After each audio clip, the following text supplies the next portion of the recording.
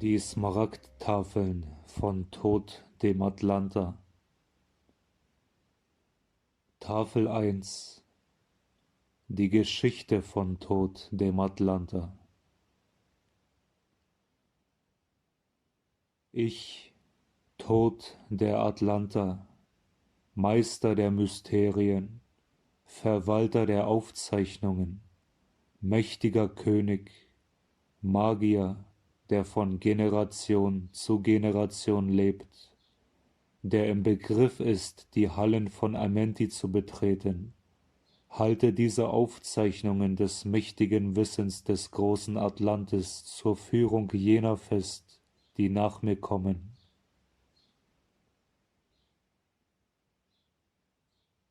Ich begann diese Inkarnation in einer längst vergangenen Zeit in der großen Stadt Keor auf der Insel Umdal.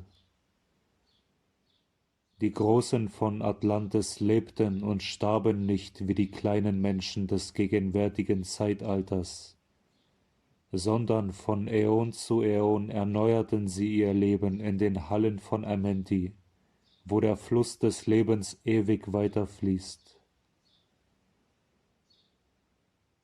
100x10 bin ich den dunklen Weg, der zum Licht führte, hinuntergegangen, und genauso oft bin ich mit erneuerter Stärke und Kraft aus der Dunkelheit wieder ins Licht aufgestiegen. Ich steige jetzt für einige Zeit hinunter, und die Menschen von Kem werden mich nicht länger kennen. Aber zu einer noch unbekannten Zeit werde ich wieder stark und mächtig hochsteigen, um Rechenschaft von jenen zu fordern, die ich zurückgelassen habe. Dann gebt Acht, ihr Leute von Kem, falls ihr treulos meine Lehren hintergangen habt, werde ich euch von eurem hohen Stand hinunterwerfen in die Dunkelheit der Höhlen, aus denen ihr gekommen seid. Verratet meine Geheimnisse nicht an die Menschen im Norden oder an die im Süden, sonst wird euch mein Fluch treffen. Vergesst das nicht und befolgt meine Worte, denn sicherlich werde ich wiederkommen und von euch zurückfordern, was ihr behütet. Denn seid gewiss, sogar von jenseits der Zeit und jenseits des Todes werde ich zurückkommen, um zu belohnen oder zu bestrafen, ganz wie ihr euer Vertrauen erwidert habt.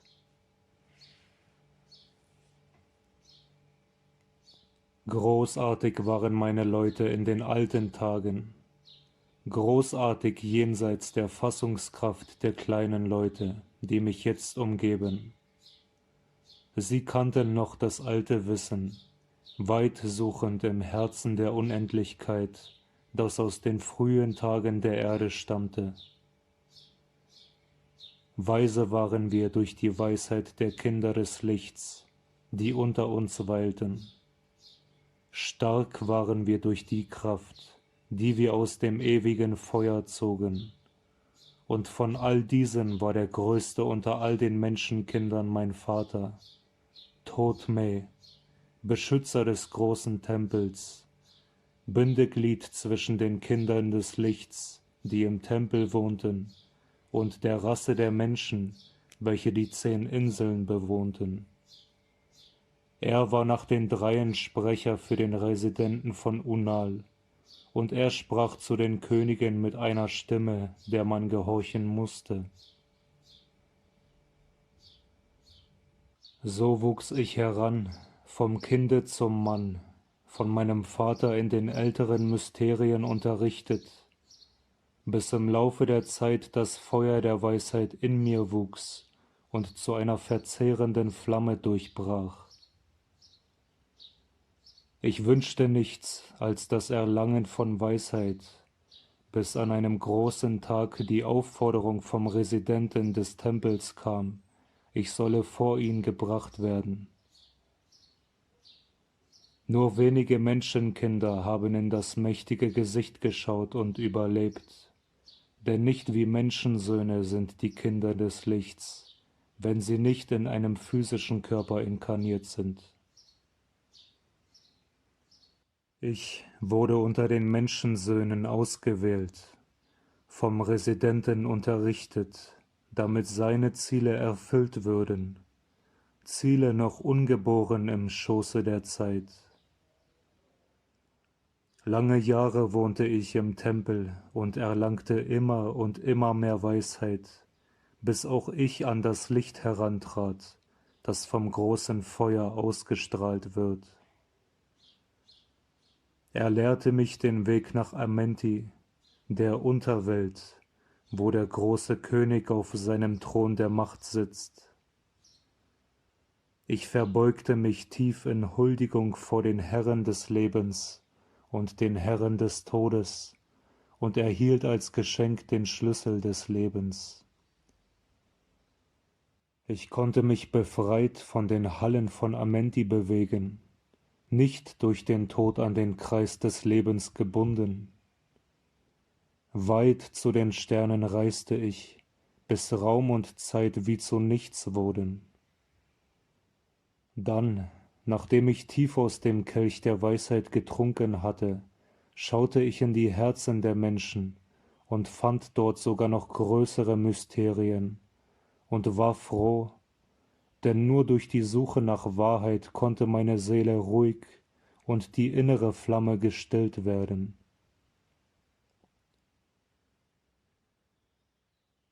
Ich lebte durch die Zeitalter hindurch und sah jene um mich herum, die den Kelch des Todes kosteten und wieder in das Licht des Lebens zurückkehrten.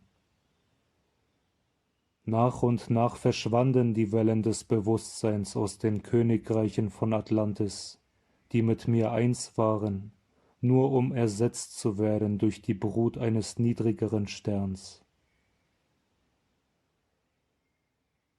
Im Einklang mit dem Gesetz kam das Wort des Meisters zur Blüte. Die Gedanken der Atlanter sanken tiefer und tiefer in die Dunkelheit, bis der Resident sich schließlich in seinem Zorn aus seinem Agvanti. Für Agvanti gibt es kein entsprechendes Wort in Englisch oder Deutsch. Es bezeichnet den Zustand des Nicht-Verhaftetseins. Weiter im Text. Erhob und das Wort sprach, das die Macht anruft. Dies wurde tief im Herzen der Erde von den Söhnen von Amenti gehört, und als sie es hörten, bewirkten sie eine Veränderung der Blume des Feuers, das ewig brennt, durch Wechseln und Verlagern und durch das Benutzen des Logos, bis das große Feuer seine Richtung änderte.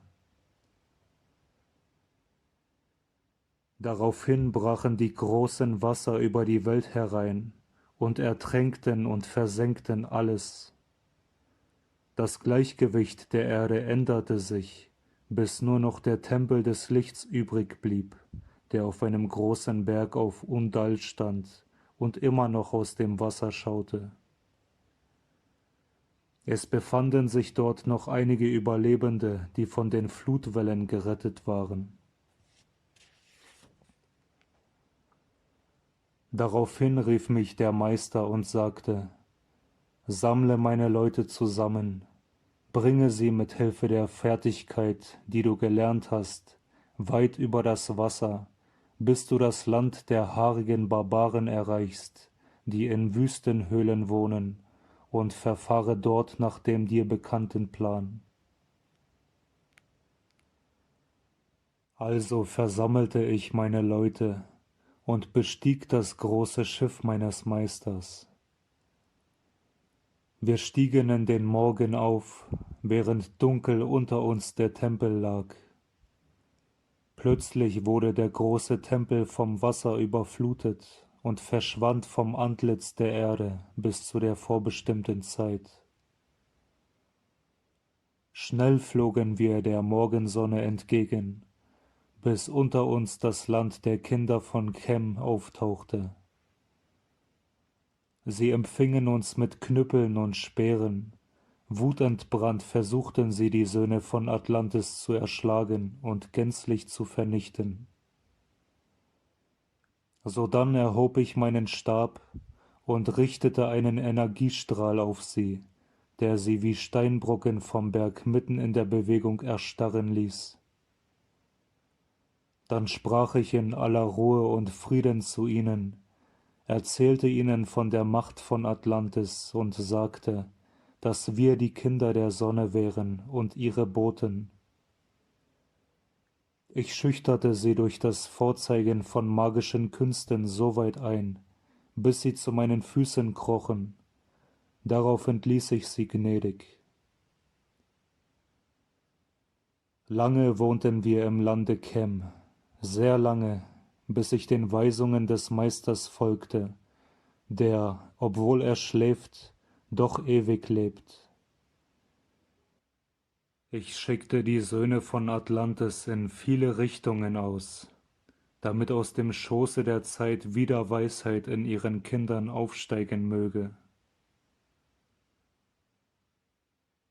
Lange Zeit lebte ich weiter im Lande von Kem und verrichtete mit Hilfe meiner Weisheit große Werke. Die Kinder von Kem wuchsen stetig dem Licht des Wissens entgegen, ständig begossen durch den Regen meiner Weisheit. Ich sprengte dann einen Pfad nach Amenti, damit ich meine Kraft behalten und von Zeitalter zu Zeitalter leben konnte. Eine Sonne von Atlantis, die Weisheit aufrecht erhaltend und die Aufzeichnungen bewahrend.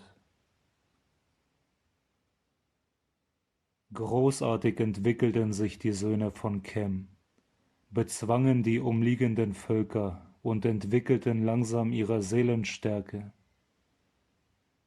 Jetzt gehe ich eine Zeit lang von ihnen weg, in die dunklen Hallen von Amenti, tief in den Räumen der Erde, vor die Herren der Mächte, nochmals von Angesicht zu Angesicht mit dem Residenten. Ich errichtete hoch über dem Eingang ein Tor, das hinunter nach Amenti führte. Wenige würden den Mut haben, sich dort hineinzuwagen. Wenige passieren das Portal zum dunklen Amenti. Ich errichtete über dem Durchgang eine mächtige Pyramide, indem ich die Kraft benutzte, welche die Schwerkraft überwindet. Tief in der Erde errichtete ich ein Kraftwerk oder einen Raum. Ausgehend davon schnitt ich einen kreisförmigen Gang, der fast den großen Gipfel erreichte.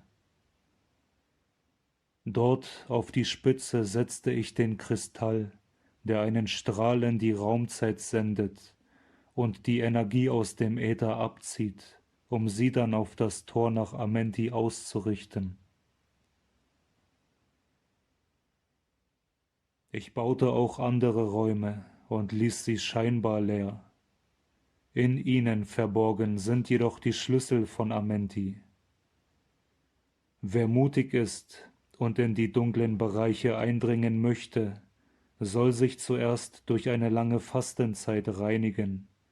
Anschließend soll er sich in den Steinsarkophag in meiner Kammer legen, und dann werde ich ihm die großen Mysterien offenbaren. Bald wird er dorthin folgen, wo ich ihn treffen werde. Selbst in der Dunkelheit der Erde werde ich ihn treffen. Ich, Tod, Herr der Weisheit, treffe ihn und halte ihn und weile immer bei ihm.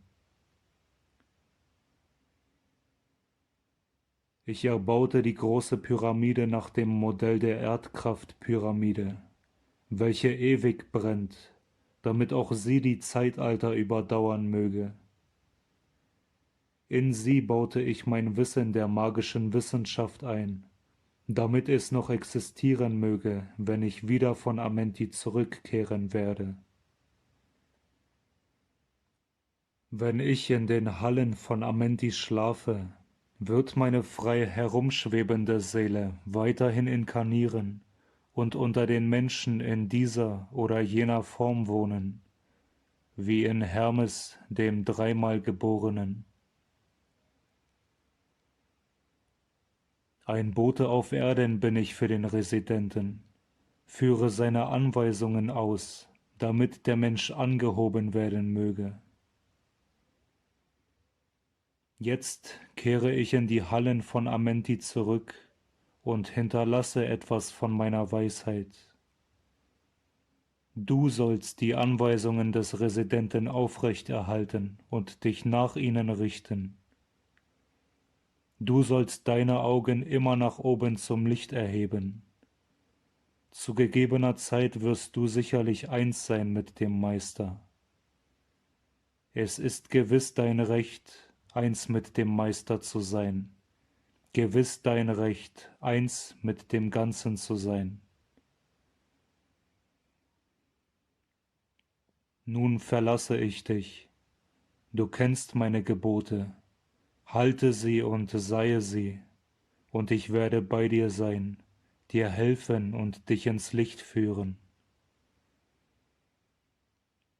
Nun öffnet sich vor mir das Portal, und ich gehe hinunter in die Dunkelheit der Nacht.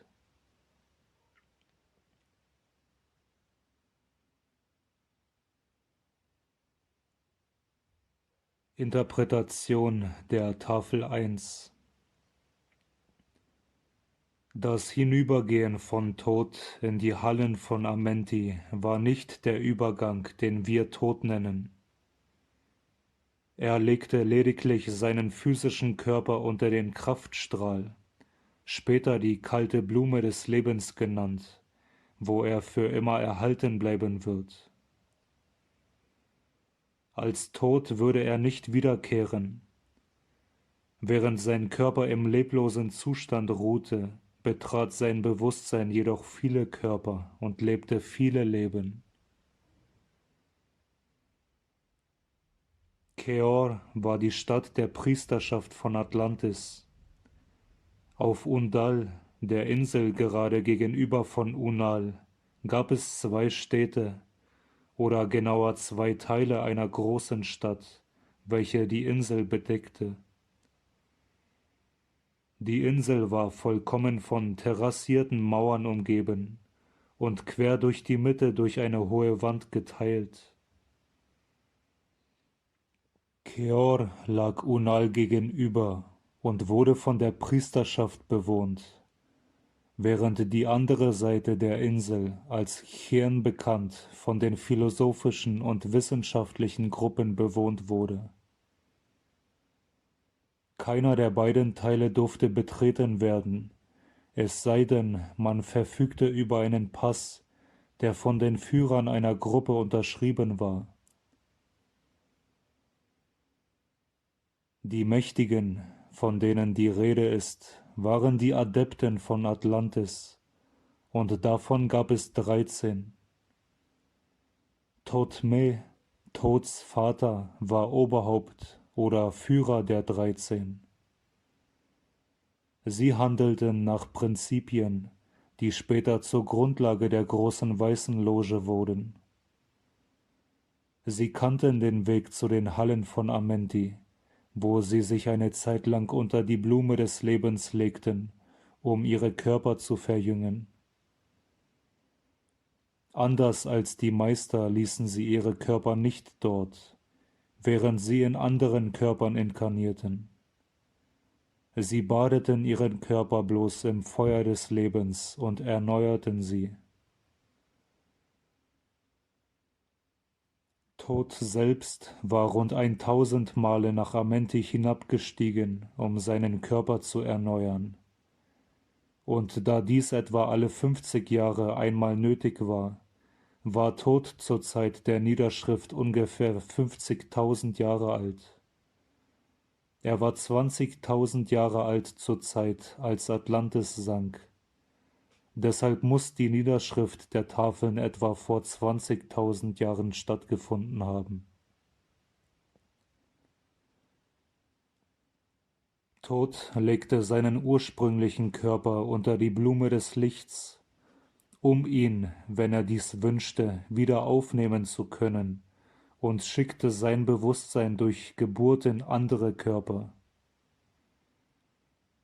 Er sagt definitiv, dass er zu einer Zeit, die noch kommt, wieder in Fleischesform erscheinen wird.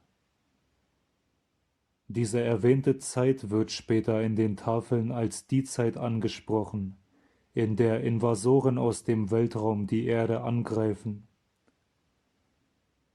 Die Geheimnisse, die er zurückließ, waren das große Kriegsschiff unter der Sphinx und das Geheimnis der Pyramiden.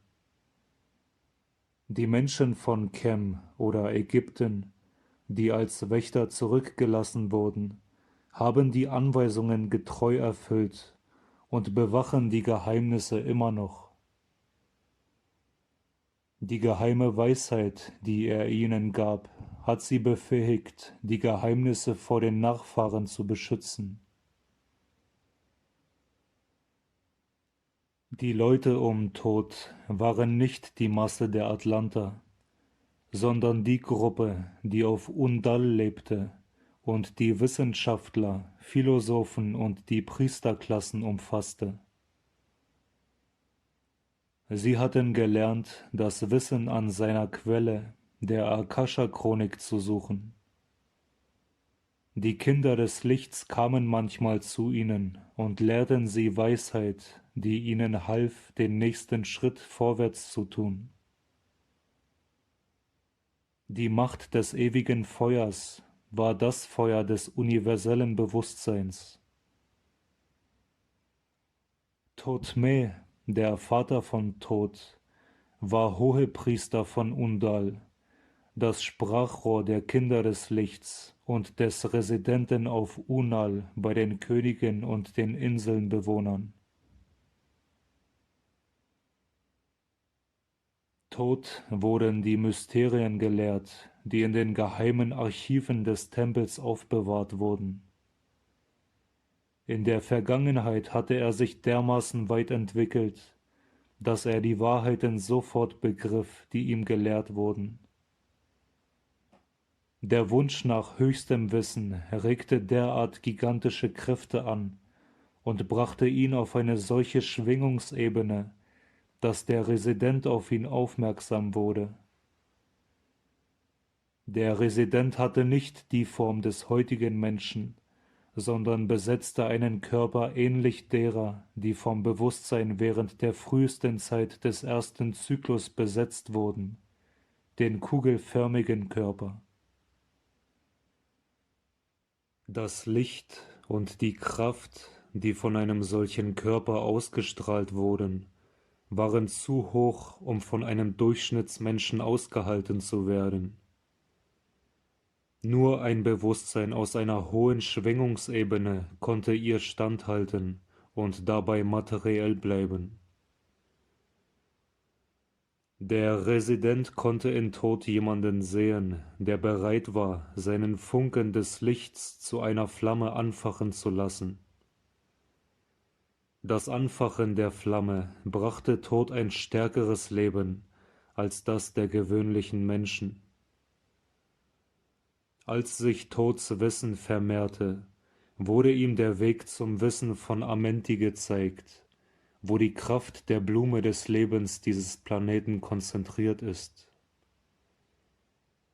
Als er vor den Herren von Leben und Tod stand, empfing er den Schlüssel von Leben und Tod, zusammen mit der Macht, willentlich ein Leben zu beginnen oder zu beenden. Mit dem Erlangen der Macht über Leben und Tod war Tod imstande, seinen Körper niederzulegen und nach seinem Willen in die weit entferntesten Ausdehnungen dieser Raumzeit zu reisen. Nachdem er die Weisheit des Kosmos erfahren hatte, fand er sie im Herzen oder im Bewusstsein der Menschen beheimatet. Dort fand er größere Mysterien, denn durch den Menschen dehnt sich der Kosmos in unerforschte Bereiche aus. Tod wurde ungefähr 20.000 Jahre vor dem Versinken von Atlantis geboren.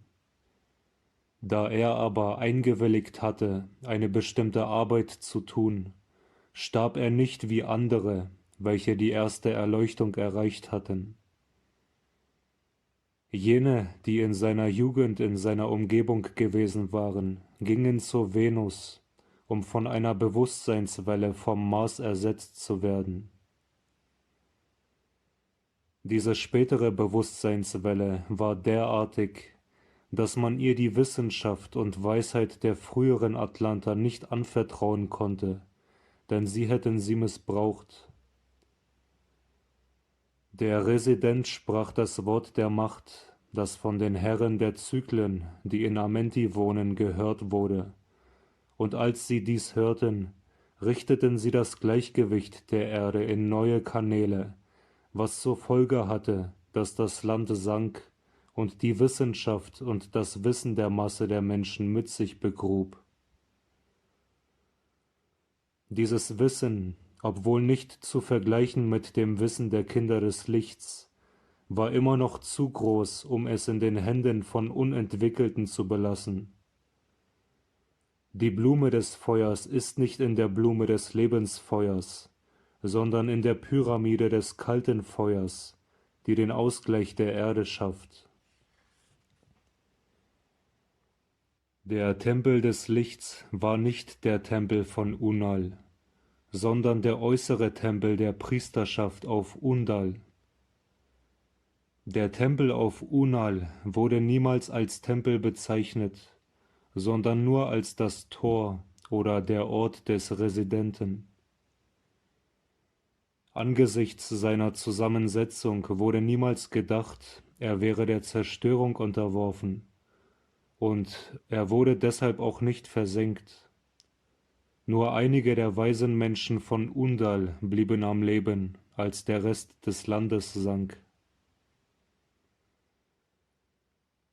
Das Land der haarigen Barbaren ist das Land, das jetzt als Ägypten bekannt ist. Chem war der erste Sitz des Lernens, der von den Atlantern eingerichtet wurde. Von dort aus schickten sie später Abgesandte zu anderen Barbarenstämmen in verschiedenen Teilen der Erdoberfläche. Es war dies der erwähnte Plan, Chem als zentrale Stätte der neuen Rassenweisheit zu benutzen. Das Schiff des Meisters konnte zwischen den Planeten reisen und war mit Waffen bestückt, die jedes lebende Ding auf der Erdoberfläche zerstören konnten, falls man sie mit voller Kraft einsetzte. In der Atmosphäre wurde es durch Atommotoren betrieben, aber außerhalb des Gravitationsbereichs von Himmelskörpern konnte es durch Gedankenkraft bewegt werden, und zwar nicht nur zwischen den Planeten, sondern auch in jeden Raum, den der Geist des Piloten sich vorstellen konnte. Die Struktur des Raumschiffes war derartig, dass die Schwingung seines Materials je nach Willen des Bedienenden angehoben oder verringert werden konnte. Kurz nachdem Tod die Insel von Unal verließ, obwohl er es nicht erwähnt, war Undal schon versunken, sank auch der große Tempel oder der Ort des Residenten, der jedoch nicht zerstört wurde. Als die Barbaren Tod und seine Begleiter, die Atlanter, zum ersten Mal trafen, versuchten sie diese zu töten, wurden aber durch einen Lähmungsstrahl von Tods Stock oder Energiestab bewegungslos gemacht. Dieser Stab war fähig, Hunderte von verschiedenen Energiemanifestationen auszusenden, gelenkt vom Willen des Halters. Die offensichtlich übernatürliche Macht von Tod brachte die Barbaren dazu, sich ihm zu ergeben. Und seine Behauptung, ein Kind der Sonne zu sein, bildete die Grundlage für die Sonnenanbetung bei vielen alten Rassen. Tod nahm natürlich Bezug auf die spirituelle Sonne. Es brauchte viele Jahre, um den neuen Sitz der Kinder der Sonne aufzubauen. Als dies vollendet war, wurden Abgesandte zu anderen Rassen geschickt, um sie zu lehren und zu führen. Nach einiger Zeit fand Tod es notwendig, für die Erneuerung seines Körpers einen Durchgang nach Amenti zu öffnen. Obwohl dieser von Kraft erfüllt war, begann er doch nach Hunderten von Jahren zu zerfallen. Dies war notwendig, da seine Arbeit noch nicht vollendet war. Nach einer langen Zeit entwickelten die Barbaren von Kem ihr Bewusstsein derart, dass sie ohne die Hilfe von Tod vorankommen konnten. Tod plante, die Hallen von Amenti zu betreten und sich unter die Blume des Lebens zu legen, während sein Bewusstsein wegging. Der Eingang von Amenti ist unter der großen Pyramide von Cheops oder Khufu, die erbaut wurde mit Hilfe der Veränderung der atomaren Struktur der Steine, bis diese sehr leicht wurden und die dann, wenn sie an ihrem Platz waren, wieder zurück verändert wurde. Unter der Pyramide ist der Energieraum durch einen zentralen Schacht mit der Spitze der Pyramide verbunden. In den oberen Teilen des Schachts ist eine Linse oder ein Kristall angebracht, durch den Strahlen aus dem Energieraum gerichtet werden. Diese werden in der Raumzeit gebogen und öffnen kurvend einen interdimensionalen Weg von unterhalb der Pyramide zu den Hallen von Amenti. Diese sind in übereinstimmender Bewegung und gleichem Raum mit der Erde, existieren jedoch trotzdem in ihrem eigenen Raum, in Klammern Dimension. Die verborgenen Kammern sind jene, von denen im Buch über die große Pyramide von Doriel geschrieben wird. Der Sarkophag ist mit dem Zentralschacht verbunden. Wenn jemand für eine bestimmte Zeit darin liegt, wird sein Körper den Schacht hinunter zum zentralen Energieraum transportiert. Das Wissen darüber wurde in späteren Jahren aufbewahrt, jedoch zu einem Einweihungsritual entwürdigt. Es war notwendig, den Körper zuerst mit einer bestimmten Salbe zu bedecken, damit der Benutzer transportiert werden konnte. Das Wissen darüber haben die späteren Ägypter nicht erhalten. Die große Pyramide ist unzerstörbar. Würde man die inneren Teile stören, würden die Wächter Kräfte freisetzen, die alle oder alles zerstören, was sich ihnen widersetzt. Tod inkarniert später als Hermes und als andere große Lehrer, jedoch nicht immer auf der Erde. Tod verlässt uns mit der Bemerkung, dass jene, die nach ihm kommen, mit der Zeit auch imstande sind, denselben Weg einzuschlagen.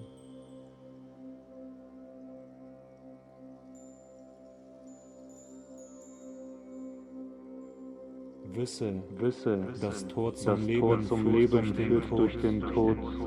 Ja, durch den Tod, aber nicht so, wie ihr den Tod kennt, sondern durch einen Tod, der das Leben, das Feuer und das Licht ist.